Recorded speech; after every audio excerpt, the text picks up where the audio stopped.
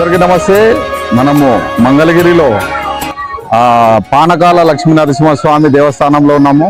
మరి పానకాల లక్ష్మీ నరసింహస్వామి దేవస్థానం అనేది ఎంతో విశిష్ట గలది, మహిమ గలది. మరి ఇక్కడ ముఖ్యంగా భక్తులందరూ కూడా స్వామివారికి పానకం సమర్పించి వారి యొక్క బాధలను తెలియజేస్తూ వాళ్ళ యొక్క కోరికలను విన్నవించుకుంటాము అనేది జరుగుతుంది. మరి ఈ క్షేత్రం అనేది ఎన్నో సంవత్సరాలుగా ఒక రాక్షసుని సంహరించినప్పుడు శాంతింపజేయడానికి స్వామివారికి పానకం సమర్పిస్తారని చెప్పి చరిత్ర చెప్తుంది. మరి అలాగే ఈరోజు చూస్తే మనకు భక్తులు పోటెత్తినారు, చాలా మంది భక్తులు రావడం జరిగింది. మంగళగిరి అనేది చాలా లక్ష్మీ నరసింహస్వామి అట్లాగే పానకాల లక్ష్మీ నరసింహస్వామి రెండింటికి ఫేమస్.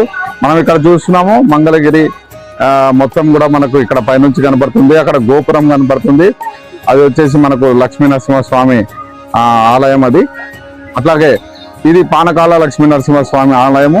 ఇక్కడికి భక్తాదులు కూడా ఎంతో మంది లైన్లో నిలబడి వారి యొక్క సమస్యలను వాళ్ళ యొక్క బాధలను స్వామివారికి పానక రూపంలో సమర్పించి కోరికలు నెరవేరుతాయని చెప్పి ఇక్కడ విశిష్ట గలది.